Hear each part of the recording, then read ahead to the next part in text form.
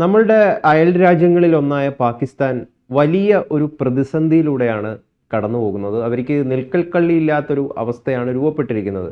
കാരണം പല ലോക രാജ്യങ്ങളും, ഈവൻ ഗൾഫ് രാജ്യങ്ങൾ പോലും, സൗദി പോലും പാകിസ്ഥാന് അനുകൂലമായിട്ടുള്ള നിലപാടെടുക്കുന്നില്ല എന്നുള്ളത് അവരെ പ്രതിസന്ധിയിലാക്കുന്നു. മാത്രമല്ല, അമേരിക്ക പോലുള്ള വൻകിട രാഷ്ട്രങ്ങൾ ന്യൂക്ലിയർ ആയുധങ്ങൾ ഉൾപ്പെടെ ഉപയോഗിച്ചുകൊണ്ട് പാകിസ്ഥാനെ ഇല്ലാതാക്കാനുള്ള നീക്കവും മറ്റൊരു തരത്തിൽ നടത്താൻ പോകുന്നു എന്ന തോന്നലും ഒരു ഭീതിയും അവർക്കുണ്ട്. അപ്പോൾ ഇത്തരത്തിലുള്ളൊരു സാഹചര്യത്തിൽ എന്തായിരിക്കും പാകിസ്ഥാൻ വരും ദിവസങ്ങളിൽ ഭാവിയിൽ കൈക്കൊള്ളാൻ പോകുന്ന നിലപാട്? പാകിസ്ഥാൻ ഇപ്പം രണ്ട് തലത്തിലുള്ള വെല്ലുവിളിയാണ് നേരിടുന്നത്. ഈ കഴിഞ്ഞ ദിവസം അമേരിക്കയുടെ എക്സ്റ്റേണൽ ഇന്റലിജൻസ് മേധാവിയായ തുളസി ഗബ്ബാർഡ് 2026 ആനുവൽ ത്രെട്ട് അസസ്മെന്റ് എന്ന ഒരു അവരുടെ ഒരു ചുമതലയുണ്ട്. അതായത് വാർഷിക ഭീഷണികളെ അവർ വിലയിരുത്തുന്ന ഒരു പരിപാടിയാണ്. അത് സെനറ്റിന്റെ ഇന്റലിജൻസ് കമ്മിറ്റിക്ക് മുമ്പാകെയാണ് അവരത് ചെയ്യുന്നത്. അവരുടെ പ്രസംഗത്തിൽ, സെനറ്റിന്റെ ഇന്റലിജൻസ് കമ്മിറ്റിക്ക് മുമ്പാകെ അവർ നടത്തിയ പ്രസംഗത്തിൽ റഷ്യ, ചൈന, വടക്കൻ കൊറിയ, ഇറാൻ എന്നീ രാജ്യങ്ങളോടൊപ്പം അമേരിക്കയ്ക്ക് ന്യൂക്ലിയർ ഭീഷണിയാകാവുന്ന ഒരു രാജ്യമാണ് പാകിസ്ഥാൻ എന്ന വിലയിരുത്തൽ നടത്തി ലോകത്തെ ഞെട്ടിച്ചു. അതായത് പാകിസ്ഥാന് നാറ്റോയ്ക്ക് പുറത്തുള്ള നോൺ നാറ്റോ അലൈ എന്നൊരു വലിയ സ്ഥാനമാണ് അമേരിക്ക മുമ്പ് കൊടുത്തിരുന്നത്. പക്ഷേ ഈ തുളസി ഗബ്ബാർഡിന്റെ ഈ ഒരു പ്രസംഗം ലോകത്തിന്റെ അമേരിക്കയ്ക്ക് പാകിസ്ഥാനെ കുറിച്ചുള്ള അസസ്മെന്റ് തന്നെ പൂർണ്ണമായിട്ടും മാറ്റിയിരിക്കുകയാണ്. അപ്പൊ ഇതിനകത്തിലുള്ള ഒരു പ്രതിസന്ധി എന്ന് പറയുന്നത്, പാകിസ്ഥാൻ അമേരിക്കയുടെ ഒരു ഗുഡ് ബുക്സിൽ നിന്നും പുറത്ത് ആയി. അതൊരു ഭാഗം. ഇനി മറുഭാഗത്ത് സൗദി അറേബ്യയും പാകിസ്ഥാനോട് ഇറാൻ യുദ്ധത്തിൽ വ്യക്തവും ശക്തവുമായ നിലപാടെടുക്കാൻ സൗദി അറേബ്യയും ആവശ്യപ്പെട്ടിട്ടുണ്ട്. അപ്പൊ സൗദി ഈ പാകിസ്ഥാനും തമ്മിൽ ഒരു മിലിറ്ററി അലയൻസ്, അതായത് സൗദിക്കൊരു ബുദ്ധിമുട്ടുണ്ടായാൽ പാകിസ്ഥാൻ സൈന്യം സൗദിയെ സഹായിക്കും, പാകിസ്ഥാൻ ഒരു ബുദ്ധിമുട്ടുണ്ടായാൽ സൗദി സൈന്യം പാകിസ്ഥാനെ സഹായിക്കും. അതാണ് ഈ സൈനിക സഹായ ഉടമ്പടിയുടെ ഒരു പ്രത്യേകത. പക്ഷേ ഇറാൻ ഇപ്പോൾ സൗദിക്ക് നേരെ നിരവധി മിസൈലുകൾ അയച്ചു. സൗദിയുടെ അറാംകോയുടെ ലോകത്തിലെ അവരുടെ ഏറ്റവും വലിയ ഓയിൽ റിഫൈനറി ആക്രമിക്കപ്പെട്ടു. പക്ഷെ പാകിസ്ഥാന് സൗദിയെ സഹായിക്കാൻ ഒന്നും ചെയ്തിട്ടില്ല. അപ്പൊ ഈ ഉടമ്പടി എന്തിനാണ് എന്നുള്ള ഒരു ചോദ്യം ഇന്ന് സൗദിയിൽ നിന്ന് ഉയരുന്നുണ്ട്. സൗദിയിലെ ഒരു വിഭാഗം ആൾക്കാര് പാകിസ്ഥാന് ഭരണകൂടത്തിൽ വളരെ കൃത്യമായ മുന്നറിയിപ്പ് കൊടുത്തിരിക്കുകയാണ്. പാകിസ്ഥാന് ഒന്നുകിൽ യുദ്ധത്തിൽ പങ്കെടുക്കണം, അതായത് പാകിസ്ഥാൻ ഒപ്പിട്ട സൈനിക ഉടമ്പടിയെ മാനിക്കണം.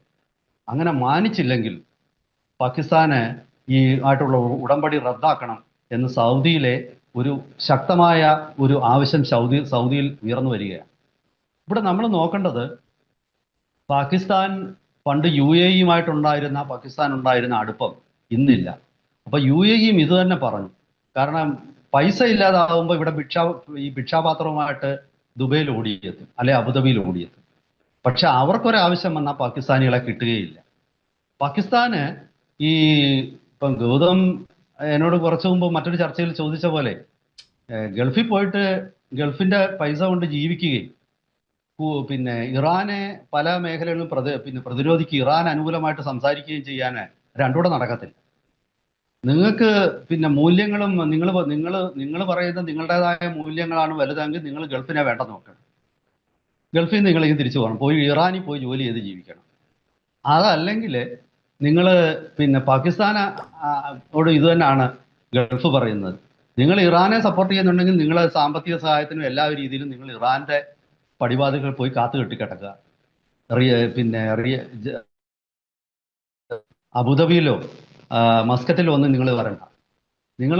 നിങ്ങൾക്ക് പൈസ തരുന്നത്, പൈസ ആവശ്യമുള്ളപ്പോൾ ഇവിടെ വരികയും നിങ്ങളുടെ ലോയൽറ്റി നിങ്ങൾ ടെഹ്റാൻ കൊടുക്കുകയും ചെയ്യുന്ന പരിപാടി ഇനി നടക്കില്ല.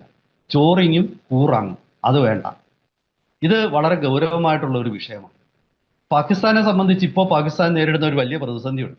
കാരണം പാകിസ്ഥാന് നിരവധി ഗ്രൂപ്പുകൾ പാകിസ്ഥാനിൽ റഫറൻഡം ആവശ്യപ്പെട്ടിരിക്കുകയാണ്. ഈ കഴിഞ്ഞ ദിവസം സിന്ധ് എന്ന പ്രവിശ്യ അവിടെ ഒരു റഫറൻഡം നടത്തണമെന്ന് പറഞ്ഞാൽ അവിടുത്തെ നേതാക്കൾ ഐക്യരാഷ്ട്രസഭയെ സമീപിച്ചു. അവർ പറയുന്നത് സിന്ധ് ഐക്യരാഷ്ട്രസഭയുടെ മേൽനോട്ടത്തിൽ സിന്ധിൽ ഒരു റഫറൻഡം നടത്തണം. എന്താണ് കാരണം? അവർ പറയുന്നത് സിന്ധിന് ഇപ്പോൾ കുടിവെള്ളമില്ല. ഇന്ത്യ പിന്നെ സിന്ധു നദിയിലെ ജലം ഇപ്പം കരാർ പ്രകാരമുള്ള ജലത്തിൽ നിന്നും ഒരു തുള്ളി പോലും അധികം കൊടുക്കുന്നില്ല. പണ്ട് അധികം കൊടുത്തിരുന്നു. ആ അധികം കൊടുത്ത ജലം കൊണ്ടാണ് പാകിസ്ഥാൻ നിലനിന്നത്. ഇപ്പോഴത്തെ ഒരു ബുദ്ധിമുട്ട്, പാകിസ്ഥാന്റെ കൃഷിയെ 80% സിന്ധു നദീ ജലം ആശ്രയിച്ച് നിൽക്കുകയാണ്. ഇപ്പൊ പാകിസ്ഥാനിലെ ഏറ്റവും ശക്തമായ വിഭാഗം പഞ്ചാബികളാണ്. ആ പഞ്ചാബിലെ തന്നെ വടക്കൻ പഞ്ചാബികളാണ് പാകിസ്ഥാനെ നിയന്ത്രിക്കുന്നത്. അവര് ഈ പാകിസ്ഥാനിലെ ഡാമിലെ വെള്ളം മുഴുവൻ പഞ്ചാബ് പ്രവിശ്യയിലോട്ട് തിരിച്ചുവിടും. ഇനി പാകിസ്ഥാന്റെ കൂടെ നിന്നിട്ട് കാര്യമില്ല. ബലൂചിസ്ഥാൻ പ്രവിശ്യ ഇപ്പോൾ തന്നെ പാകിസ്ഥാൻ സൈന്യത്തിന് പോലും അവിടെ കയറാൻ പറ്റില്ല. ഖൈബർ പഖ്തൂൺവ എന്ന് പറയുന്ന പെഷവാർ ഉൾപ്പെടെയുള്ള പടിഞ്ഞാറൻ പ്രവിശ്യ, അവിടെയും പാകിസ്ഥാന് വലിയ റോളൊന്നുമില്ല. അപ്പോൾ ഓരോ പ്രവിശ്യകളും ഓരോ സ്വതന്ത്ര രാഷ്ട്രങ്ങളായിട്ട് മാറുന്ന ഒരവസ്ഥയാണ്. ചൈനയെ സംബന്ധിച്ച് ചൈനയ്ക്ക് പാകിസ്ഥാനോട് ഇപ്പോൾ വലിയ താല്പര്യമില്ല. കാരണം ചൈനയുടെ ബലൂചിസ്ഥാനിലെ ഗ്വദർ പോർട്ട് ഉൾപ്പെടെയുള്ളത് അസറ്റുകൾ, അതുപോലെ ബെൽറ്റ് റോഡ് ഇനീഷ്യേറ്റീവ് പ്രകാരം നിർമ്മിച്ചിട്ടുള്ള റോഡുകൾ, ഇവയ്ക്കൊന്നും സംരക്ഷണം കൊടുക്കാൻ പാകിസ്ഥാൻ സൈന്യത്തിന് ശേഷിയില്ല. അപ്പോൾ ചൈനയെ സംബന്ധിച്ച് പാകിസ്ഥാനോട് വലിയ താല്പര്യമില്ല. ഇപ്പം ലോകരാജ്യങ്ങളിൽ ഇപ്പോൾ US ആണെങ്കിലും ഇന്ത്യനാണെങ്കിലും ഒരു പ്രതിസന്ധി ഇതാണ്. പാകിസ്ഥാന് ധനസഹായം ആവശ്യമാണ്. പക്ഷെ പാകിസ്ഥാനിൽ കൊടുക്കുന്ന ഈ ധനസഹായം പാകിസ്ഥാന്റെ എലീറ്റ് ആയിട്ടുള്ള പാകിസ്ഥാന്റെ ഉന്നത സൈനിക ഉദ്യോഗസ്ഥരും അതുപോലെ രാഷ്ട്രീയ നേതൃത്വവും അവരങ്ങ് പിടിച്ചെടുക്കുകയാണ്. അതായത് പാകിസ്ഥാന് കൊടുത്തിട്ട് ഒരു പൈസ കൊടുത്തിട്ട് ഒരു പ്രയോജനവുമില്ല.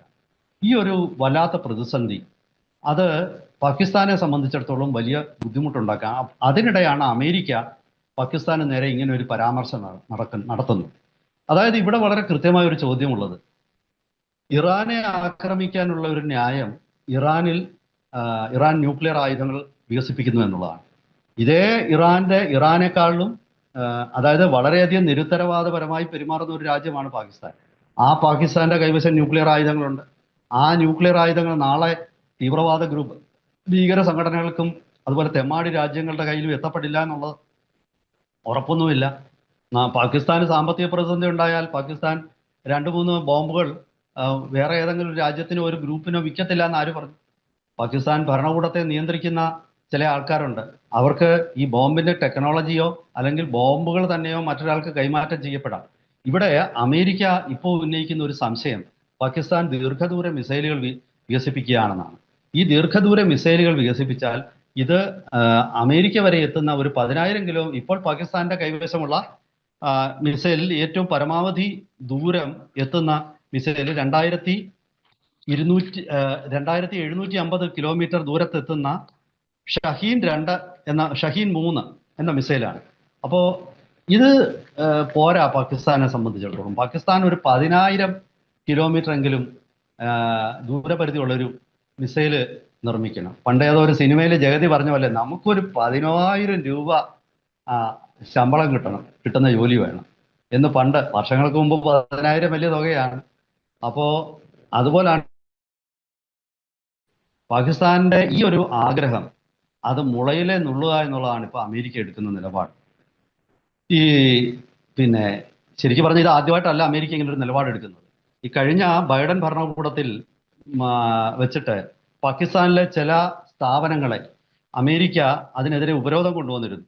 ആ ഉപരോധം ുള്ള കാരണം ഇവ ദീർഘദൂര മിസൈലുകൾ വികസിപ്പിക്കുന്നു എന്നുള്ള സൂചനയെ തുടർന്നാണ്. അതുപോലെ പാകിസ്ഥാന്റെ ആ ഉപരോധം കൊണ്ടുവന്നത് നാഷണൽ ഡെവലപ്മെന്റ് സെന്റർ, അത് പാകിസ്ഥാന്റെ ഇപ്പൊ നമ്മുടെ DRDO പോലുള്ള പാകിസ്ഥാന്റെ ഔദ്യോഗിക ഒരു ഇൻസ്റ്റിറ്റ്യൂഷൻ സ്ഥാപനമാണ്.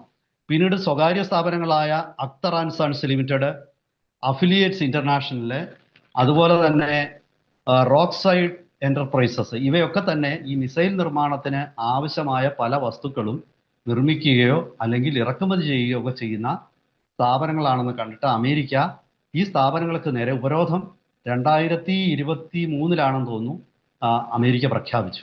അപ്പോൾ അമേരിക്ക ഇത് ആദ്യമായിട്ടല്ല ഇങ്ങനെ പറയുന്നത്. പക്ഷെ ഇപ്പോൾ കാര്യങ്ങൾ കുറച്ചുകൂടെ സീരിയസ് ആയിരിക്കുകയാണ്. പാകിസ്ഥാനെ സംബന്ധിച്ചിടത്തോളം പാകിസ്ഥാന് വരും ദിവസങ്ങളിൽ ഈ ആടിക്കളിക്കുന്ന നിലപാടുകൾ, അതായത് അമേരിക്കയെ കാണുമ്പോൾ അവിടെ വാലാട്ടും, റഷ്യയെ കാണുമ്പോൾ അവിടെ വാലാട്ടും, ചൈനയെ കാണുമ്പോൾ അവിടെ വാലാട്ടും, ഇറാനെ കാണുമ്പോൾ അവരുടെ മുന്നിൽ ഇഴയും. ഈ നിലപാടുമായിട്ട് പാകിസ്ഥാന് മുന്നോട്ട് പോകാം. ഇതാണ് അമേരിക്ക കൊടുക്കുന്ന സൂചന. അമേരിക്ക കൃത്യമായ നിലപാട്, അതായത് ഞാനിപ്പോൾ മനസ്സിലാക്കുന്നത്, ഇപ്പോൾ ഗൾഫ് യുദ്ധത്തിൽ പാകിസ്ഥാന് അമേരിക്കയുടെ വിമാനങ്ങളെ അവിടുന്ന് പറന്നുയരാൻ അനുവദിക്കണം. പാകിസ്ഥാന് ഈ യുദ്ധത്തിൽ സൗദിക്ക് കൃത്യമായ സഹായം കൊടുക്കണം. പാക് സൈന്യത്തെ പോലും ഇറാനെതിരെ ഉപയോഗിക്കാനുള്ള ഒരു നീക്കവുമായിട്ടാണ് അമേരിക്ക വരുന്നത്. പാകിസ്ഥാൻ ആകെ വെപ്രാളപ്പെട്ടിരിക്കുകയാണ്. ഇറാനുമായിട്ട് പാകിസ്ഥാൻ യുദ്ധത്തിന് പോകാൻ താല്പര്യമില്ല. ഇറാനുമായിട്ടുള്ള ഒരു യുദ്ധം വന്നു കഴിഞ്ഞാൽ പാകിസ്ഥാനെ സംബന്ധിച്ച് വലിയ കനത്ത തിരിച്ചടിയായിരിക്കും. എന്തായാലും ചൈന പതുക്കെ പാകിസ്ഥാനെ കൈവിട്ടു തുടങ്ങിയതായിട്ടാണ് സൂചന. പാകിസ്ഥാൻ ഇനി സാമ്പത്തിക സഹായം കൊടുക്കുന്നത് ചൈന പതുക്കെ നിർത്തിവെച്ചിരിക്കുകയാണ്. സ്വന്തം കാര്യത്തിനും സ്വന്തം പണം സ്വയം ഉണ്ടാക്കണം. അതാണ് ചൈന പാകിസ്ഥാനോട് പറയുന്നത്. നിങ്ങൾക്ക് മിലിറ്ററി വേഴ്സ് ആവശ്യമുണ്ടെങ്കിൽ ഞങ്ങൾ വിൽക്കാം, പക്ഷെ പൈസ നിങ്ങൾ തരണം. അല്ലാതെ അത് കടമായിട്ടോ അല്ലെങ്കിൽ വെറുതെ സൗജന്യമായിട്ടോ നിങ്ങൾ പ്രതീക്ഷിക്കേണ്ട എന്ന വ്യക്തമായ സൂചന ചൈന കൊടുത്തു കഴിഞ്ഞു. അമേരിക്കയും ഇപ്പോൾ അതുതന്നെയാണ്. ഗൾഫിന്റെ ധനസഹായം നിലയ്ക്കാൻ പോവുകയാണ്. പാകിസ്ഥാൻ ഉണ്ടായ അനുഭവം കേരളത്തിലെ റാഡിക്കൽ ഇസ്ലാമിസ്റ്റുകൾക്കും ഒരു പാഠമാണ്. കാരണം വെറുതെ ഇരുന്ന് ഗൾഫിൽ ചോറിങ്ങും കൂറങ്ങും എന്നുള്ള നിലപാട് വേണ്ട. അത് വളരെ കൃത്യമാണ്. ഗൾഫ് കേരളത്തിനെ വാച്ച് ചെയ്തുകൊണ്ടിരിക്കുകയാണ്. കേരളത്തിലെ സംഘടനകളെ അവർ വാച്ച് ചെയ്യുകയാണ്. ഈ സോഷ്യൽ മീഡിയ പോസ്റ്റുകൾ ഇടുന്ന വ്യക്തികളെ വാച്ച് ചെയ്യുകയാണ്. പല ആൾക്കാരും കുറച്ചുനാൾ ഈ യുദ്ധമൊക്കെ കഴിയുമ്പോൾ ചിലപ്പോൾ തിരിച്ച് വീട്ടിലെത്തിയില്ല എന്നിരിക്കും.